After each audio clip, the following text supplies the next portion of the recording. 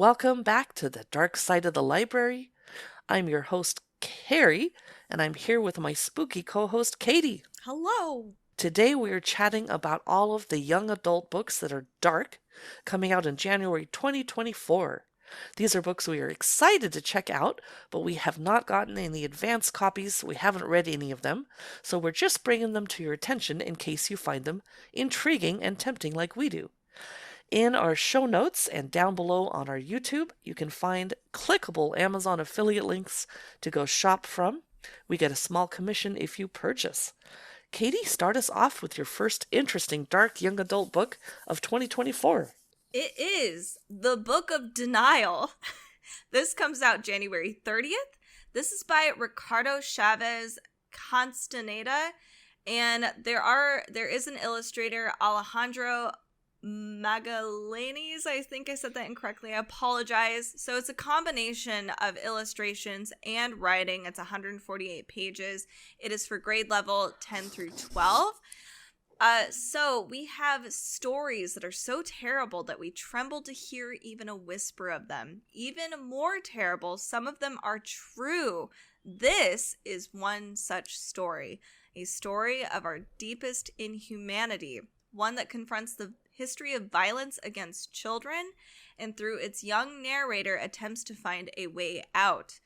A horror story and ghost story told as much through art as through text. This book is an antidote to our collective silence by uplifting storytelling as a means of understanding the past and shaping the future. It is also improbably a beacon of hope. This is actually translated, so this was published way earlier, but it's supposed to be a beautiful picture book for older readers. And this book, in addition to the regular novel that it includes a short note to the readers about how it continues to build this experimental framework of visually complex, sophisticated picture books for teens and adults. So there's more that will be to come. So this is The Book of Denial. This is by Ricardo Chavez Castaneda. What is next for you, Carrie? My first book is The Dark Fable. It comes out at the end of the month, January 30. It's by Katherine Harbour. It features magical heists, deadly secrets. It's perfect for fans of Six of Crows. So Evie Wilder is an orphan who's gone through most of her life unnoticed until she's caught up in a dramatic heist and captures the attention of the Dark Fable. They have chosen her for a reason. She can turn invisible. That would be very handy. Mm-hmm. This skill would make Evie a treasured asset to the legendary group of thieves known for spiriting away obscure and occult artifacts. Evie cannot resist their allure and is eager to join this newfound family. But as she discovers, there are more skeletons in the Dark Fable's past than she could have ever imagined, and those secrets might be the answer to her own tragic past. No one is who they seem to be, and the price of uncovering the Dark Fable's cryptic history just might be fatal. The publisher is Bloomsbury YA, grade level 7 to 9. That's The Dark Fable by Katherine Harbour. My next book is These Deadly Prophecies. This comes out January 30th, and it's by Andrea Tang. This is kind of a magic-infused murder mystery book. It's a great novel if you like Knives Out or the Inheritance games, but also magic. A sorcerer's apprentice has to solve her boss's murder to prove her innocence. That's kind of the basis of this story. So being an apprentice to one of the world's most famous sorcerers has its challenges. Tabitha Zhang just didn't think they would include solving crime. But when her boss, the infamous fortune teller, Sorcerer Solomon, predicts his own brutal death, and worse, it comes true, Tabitha finds herself caught in the crosshairs. So the police have their sights set on her and Callum Solomon, her murdered boss's young son. With suspicion swirling around them, the two decide to team up to find the real killer and clear their own names once and for all. But solving a murder isn't as easy as it seems, especially when the suspect list is mostly the rich, connected, and magical members of Sorcerer Solomon's family. and Tabitha can't quite escape the nagging voice in her head asking, just how much can she really trust Callum Solomon? Nothing is as it seems in this quick-witted and fantastical murder mystery. I like the idea of having magic and murder mystery together. So this is called These Deadly Prophecies. This is by Andrea Tang. My next book is called Evergreen. It comes out January 16 by Devin, Greenlee. It's for grade levels 10 to 12. The publisher is Entangled Teen. It's a deliciously dreamy urban fairy tale about a dryad who risks immortality for love. This is Devin Greenlee's debut book. So all 17-year-old Quill wants is a break from the family business. Flowers, plants, the generations-old garden, what he wouldn't give for a taste of the outside world and normalcy. But his mom won't let him out of the house, telling him he's just not ready. Well, that's because he's a dryad. Well, not just any dryad, but a male dryad, the first ever. And unlike everyone else in his family, he hasn't a lick of magic. Just a shock of green hair, matching green eyes, and a growing frustration that there's an entire world out there waiting to be discovered. Aww. Until the night, when the outside world, specifically his new neighbor, discovers him. So Liam Watson, I assume is the neighbor, lives in a culture filled with electronics, mobile devices, and social media, where there's no magic or even the belief in it. And as much as Quill finds Liam irritating, he's so cute it's annoying, he can't help himself. Now Quill's getting a taste of the outside world and of Liam, and he wants more. But all is not well in this magical urban garden, because someone or something is changing the very essence of it, and wherever Quill goes, the danger grows. This sounds adorable. I totally want to read it. It does. It's called Evergreen, and it's by Devin Greenlee. My next book is A Fragile Enchantment. This came out January 2nd, and it is by the Allison Saft.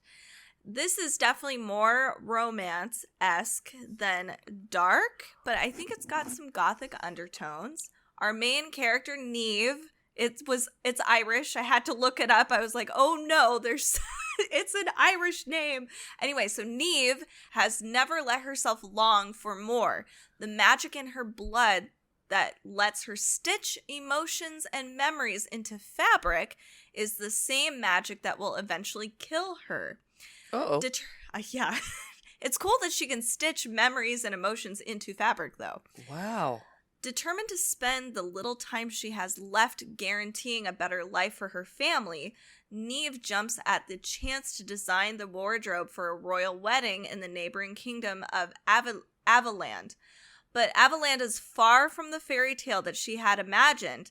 While young nobles attend candlelit balls and elegant garden parties, unrest brews amid the working class. I feel like that's pretty par for the course for fairy tale.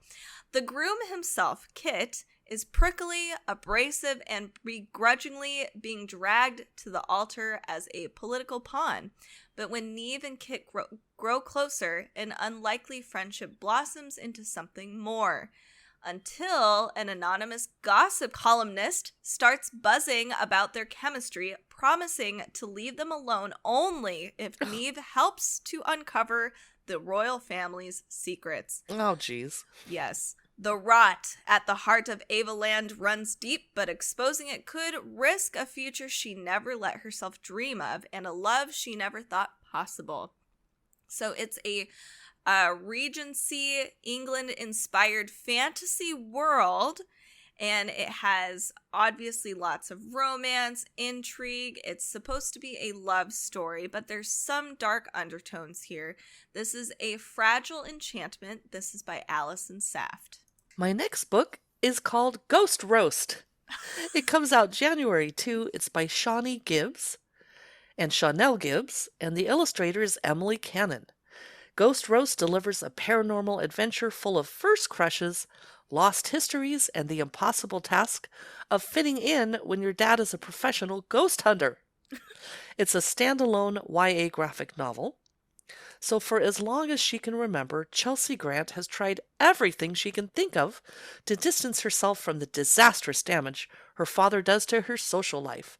It's not easy to shake her reputation as a ghost girl when Dad keeps advertising his business as a paranormal removal expert in big, bold, loud letters all over New Orleans. This year, Chelsea's all grown up, attending one of the most prestigious high schools in the city, and she's finally made friends with the popular crowd.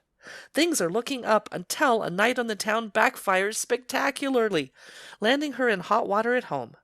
Her punishment? Working for her dad at paranormal removal services all summer. Worst of all, her new job reveals an unexpected secret she has to keep. While Dad hunts ghosts with his own DIY tech, Chelsea can actually see them. And Oh. when she meets Oliver, a friendly spirit, at the fancy mansion her dad is getting a handsome fee to exercise, she realizes she has to save his afterlife, even if it risks everything her father's worked for. This sounds adorable. The publisher is Versify. That's Ghost Roast by Shawneé Gibbs and Shawnelle Gibbs. That is really cute. I think I'm going to have to pick that up. I am really excited about this next book. It is the Invocations. This is by Krystal Sutherland, who wrote House of Hollow, and House of Hollow was an excellent YA book. So this is a darkly seductive, witchy thriller where, though both men and demons lurk in shadows, girls refuse to go quietly into the night. Yeah! Yes! So it says 3 girls, 1 supernatural killer on the loose. Zara Jones believes in magic because the alternative is too painful to consider, that her murdered sister is gone forever and there's nothing she can do about it. Rather than grieving and moving on, Zara decides she will do whatever it takes to claw her sister back from the grave, even trading in the occult. Jude Wolfe may be the daughter of a billionaire, but she is also undeniably cursed. After a deal with a demon went horribly wrong, her soul has been slowly turning necrotic. It's a miserable existence, marred by pain, sickness, and monstrous things that taunt her in the night. Now that she's glimpsed what's beyond the veil, Jude's desperate to find someone to undo the damage she's done to herself. And then our third, we have Amir Byrne, who is an orphaned witch with a dark past and a deadly power, aka the solution to both Zara's and Jude's problems. Though Amir lives a hard-scrabble life, she gives away her most valuable asset, her invocations, to women in desperate situations who are willing to sacrifice a piece of their soul in exchange for a scrap of power. Zara and Jude are willing, but they have to find Amir. When Amir's clients start turning up dead all over London, a vital clue leads Zara and Jude right to her. If serial killer is targeting her clients, Amir wants to know why and to stop them. She strikes a tenuous alliance with Zara and Jude to hunt a killer before they are next on his list, even if she can't give them in return what Zara and Jude want most, a sister and a soul. This sounds really good, and I know Krystal Sutherland does a great job already because House of Hollow is fantastic. So this is Invocations. This comes out January 30th. My next book is a boxed complete paperback collection of Chain of Gold, Chain of Iron, and Chain of Thorns by Cassandra Clare. This box set comes out January 30. They're all 3 Shadowhunter novels. They're meant for grade level 9 to 12. The publisher is Margaret K. McElderry Books. So Cordelia Carstairs is a shadow hunter, a warrior trained since childhood to battle demons, traveling to London in hopes of preventing her family's ruin. She's determined to be a hero rather than a bride. Let's all let that sink in. We could all take that advice. Cordelia soon reconnects with childhood friends James and Lucy Herondale, and she's drawn into the world of glittering ballrooms, secret assignations, and supernatural salons, where vampires and warlocks mingle with mermaids and magicians. All the while, she must hide her love for James, who's sworn to marry someone else. But her new life is about to be blown apart as a series of shocking demon attacks threatens London. Cordelia and her friends will discover that their connection to a dark legacy that's gifted them with incredible powers and forces a brutal choice that will reveal the true, cruel price of being a hero. I am actually intrigued. That Yeah. is the all three Shadowhunter novels box set by Cassandra Clare, The Last Hours. My next book is Mindbreaker, and it comes out January 23rd. It's by Kate Dillon. It is a sci-fi dystopian thriller, cyberpunk dystopian thriller. Ooh, there's so many cool things in here. So it says, born into a religious cult on the fringe of society, Indra Dyer lives a simple, tech-free existence. But when an illicit trip to the city leaves her with a debilitating and terminal condition, Indra must make a choice: die faithful or betray her order and accept the cure Glendale Technologies is offering. Forced to sign over full ownership of her life, Indra is horrified to learn the true nature of Glendale's plans. Instead of saving her body, they upload her mind to a first-of-its-kind mind drive housed in a fully robotic shell. Right? Wild. Wow. On the outside, Indra still looks the same. On the inside, she's not so sure. She keeps finding herself in places she really shouldn't be, with no memory of how she got there, and dangerous abilities she can't explain. So when news breaks of an attack against Glendale's biggest rival, Indra suspects the worst. With the help of Tian, a research assistant with questionable morals and a smile that won't quit, Indra must uncover the truth behind the procedure that saved her life before Glendale can use it to change the face of technology and what it means to be human forever. So this is for grade levels 9 through 12. The publisher is Hodder and Stratton. This is Mindbreaker by Kate Dillon. My next book is Not Dead Enough. That's a great title. It comes out January 23. It's by Tyffany D. Neiheiser. Charlotte survived the car crash that killed her boyfriend Jerry, but that night everything changed. Charlotte wants desperately to get back to quote-unquote normal, whatever that means now, and start reconnecting with friends that she hasn't spoken to in months. And she's trying to work through her PTSD with the help of her therapist. Only she can't tell the truth about Jerry or what really happened the night he died. Just when Charlotte thinks she might be moving on, someone starts sending her threatening messages claiming to be Jerry, saying things he would only know. But it really can't be Jerry because there's no such thing as ghosts. The cold spots in her room must be a draft, and the noises she hears must be the house creaking. There has to be a logical explanation for all of it, because if ghosts are real, then Jerry came back for her just like he always said he would. Oh. Yikes! That's maybe too scary for me. It's by Viking Books for Young Readers, meant for grades 9 to 12. It's called Not Dead Enough by Tyffany D. Neiheiser. That's a great way to end a summary. Holy cow. True. My next book is Once a Queen. This comes out January 30th. This is by Sarah Arthur.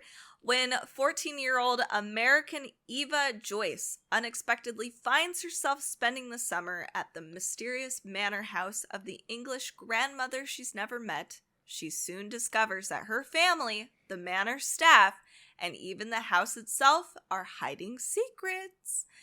With odd things happening in the gardens at night, Eva embarks on a search for answers. Astonishingly, she learns that the hall's staff believe portals to other worlds exist, though hidden and steadily disappearing, and that Eva's grandmother was once a queen in one of those worlds. But her grandmother's heart is closed to the beauty and pain of the past. Now it's up to Eva to discover what really happened and to decide if it's possible that her favorite childhood fairy tales are true, as she starts unraveling the dangerous secrets around the grandmother who is more than she appears. Eva begins to wonder if she too is more than she understood herself to be. So this is called Once a Queen. This is by Sarah Arthur. My next book is A Place for Vanishing. It's by Anne Fraistat. Comes out January 16.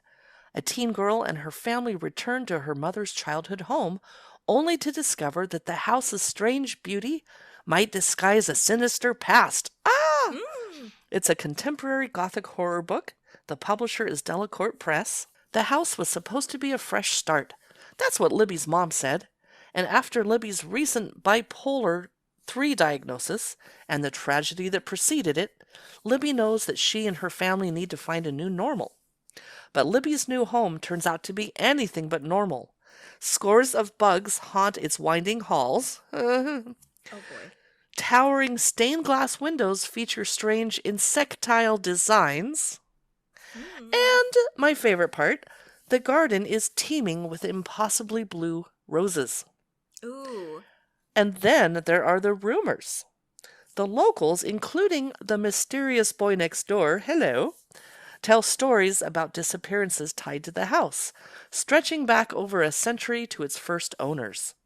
Owners who supposedly hosted legendary mass seances on its grounds. Maybe warn the people before they move in, not after they move in? But then they can't sell it. So then Libby's mom refuses to hear anything that could derail their family's perfect new beginning. But Libby knows better. The house is keeping secrets from her, and something tells her that the key to unlocking them lies in the eerie bug-shaped masks hidden throughout the property. Do not put the mask on your face, Libby. Sorry. We all wear masks, says the publisher, to hide our imperfections, to make us stronger and braver. But if Libby keeps hers on for too long, she just might lose herself and everyone she loves. I am intrigued. That is A Place for Vanishing by Anne Fraistat. My next book is called A Reckless Oath. This is from the Ruinous Fate. I think it might be a duology, which is called The Witch's Dice. So if you enjoy authors like Holly Black or Leigh Bardugo, you'll probably enjoy Kaylee Smith's writing as well. So this sequel comes out January 30th. It has more action, more romance, more magic. We still follow Calla and their friends through this entire series. I have not read the first book. A Ruinous Fate came out last year in January. I remember it when we did our January 2023 episode, which is wild. This does look really interesting. The first book has great reviews. So if you're looking forward to the next novel in this series, it's coming out January 30th. This is for grade level 7 through 9, published by Disney Hyperion. This is A Reckless Oath. I don't want to ruin anything, so I didn't go in too far in this, but check out A Ruinous Fate if you haven't read this entire book series yet. This is the Witch's Dice series by Kaylee Smith. My next book is Rick Riordan Presents A Drop of Venom, but it's by Sajni Patel. Comes out January 16. Looks like it's a graphic novel for grades levels. It says grade levels 9 to 6. I think they mean 6 to 9. So, this is described as Circe Goes YA in a feminist retelling of the Medusa myth, but steeped in Indian mythology. Yay! Ooh, that's cool. So all monsters and heroes have beginnings. This is mine. 16-year-old Manisha is no stranger to monsters. She's been running them for years. From beasts who roam the jungle to the king's army, who forced her people, the Naga, to scatter to the ends of the earth. You might think that the kingdom's famed holy temples that are atop the floating mountains would be safe, but you would be wrong. Manisha is a priestess at the holy temple. And now we meet 17-year-old Pratush, who is a famed slayer of monsters, one of the king's most prized warriors, and a frequent visitor to the floating temples. For every monster that the slayer kills, years are added to his life. You might think that such a powerful warrior could do whatever he wants, but true power lies with the king. Tired after years of fighting, Pratush wants nothing more than a peaceful, respectable life. When the two meet, each sees in the other the possibility to chart a new path. But unfortunately, the kingdom's powerful people have other plans. A temple visitor sexually assaults Manisha and pushes her off the mountain into a pit of vipers. A Oh. month later, the king sends Pratouche off to kill one last monster, a powerful noggin who has been turning men to stone, before he'll consider granting the slayer his freedom. Except Manisha doesn't die, despite the hundreds of snake bites covering her body and the venom running through her veins. She rises from the pit more powerful than ever before, with heightened senses, armor like skin, and blood that can turn people to stone. And Pratouche doesn't know it, but the monster he's been sent to kill is none other than the girl he wants to marry. Oh boy. That is A Drop of Venom from the Rick Riordan Presents, and it's by Sajni Patel. My next novel is Sky's End. This is the beginning of the Above the Black series, and I have to be honest, the reviews so far are very, very, very good right out the gate. This came out January 2nd. It's by Mark J. Gregson. So, plummet into a kill or be killed competition where a scrappy underdog hell-bent on revenge must claw his way to the top. This is a kind of a fantasy thriller. Exiled to live as a low, capitalized, 16-year-old, Conrad refuses to become heir to his murderous uncle. But meritocracy is a harsh and unforgiving rule on the floating island of Homestead, and when his ailing mother is killed by monstrous gargantuans, Conrad cuts a deal to save the only family he has left. To rescue his sister from his uncle's clutches, Conrad must enter the, quote, selection of the 12 trades. I kind of like that name. I don't know why. Hunter, the deadliest of all the trades, gains a fresh recruit with Conrad. Now he must endure vigorous training, manipulative peers, and the gauntlet. A brutal final test that yields riches and status to whichever skyship crew kills the most gargantuans, Forced to serve in the lowest of stations and unseen by all, Conrad overhears whispers of rebellion in the dark. Conrad had never known anything existed below the toxic black clouds of the Skylands until now. This is kind of similar to the Hunger Games, it sounds like, but it also is apparently reminiscent of Attack on Titan, if you are a manga fan at all, which I am. So if you enjoy this kind of vibe, check out Sky's End. It already has great reviews on Amazon and Goodreads. This is by Mark J. Gregson. My final book today is Somewhere in the Deep. It's by Tanvi Burwa, who is the author of Monsters Born and Made. The publisher is Sourcebooks Fire, grade levels 8 to 12. From the author of Monsters Born and Made comes an action-packed South Asian-inspired fantasy that will have your heart racing at every turn. 17-year-old Crescent, with a K, Dune, is buried under the weight of her dead parents' debt and the ruinous legacy they left behind. The only way she can earn enough money to escape her unforgiving island is by battling monstrous creatures in an underground fighting pit. Well, that sucks. But after a fight goes terribly wrong, she's banned from the pits. Now hopeless, she's offered a deal. In exchange for the erasure of her debts, she must join and protect a hunting party for a rescue mission deep within the mining caves beneath the island. Well, this sounds like a D&D adventure. Yeah. Crescent is determined to keep her head down and fulfill her role as the dutiful bodyguard, even though she's trapped underground with her childhood enemy and a company of people who would gladly kill her if they knew who her parents were. As they come across creatures she believed only existed in legends, it becomes clear they're in far more danger than she could have imagined, because she clearly never read a D&D rulebook. But someone doesn't want her to make it out alive, and she'll have to figure out who it is before she's left alone in the dark. That's Somewhere in the Deep by Tanvi Burwa, and it comes out January 9. And my final book of today is Wander in the Dark. This comes out January 30th. This is by Jumata Emil, who also wrote The Black Queen. Our story starts with Amir Trudeau. He only goes to his half-brother Marcel's birthday party because of Chloe Danvers. Chloe is rich and hot and fits right into the perfect life Marcel inherited with their nice. father. Yeah, right? Chloe fits right into the perfect life Marcel inherited when their father left Amir's mother to start a new family with Marcel's mom.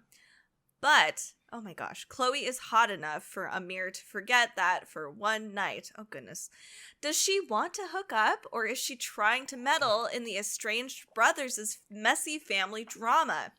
Amir can't tell. He doesn't know what Chloe wants from him when, in the final hours of Mardi Gras, she asks him to take her home and stay. Her parents are away and she doesn't want to be alone. Amir never finds out because when he wakes up, Chloe is dead. Stabbed. I know. Oops. Yikes.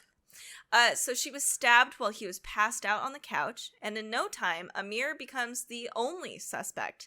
A black teenager caught fleeing the scene of a rich white girl's murder?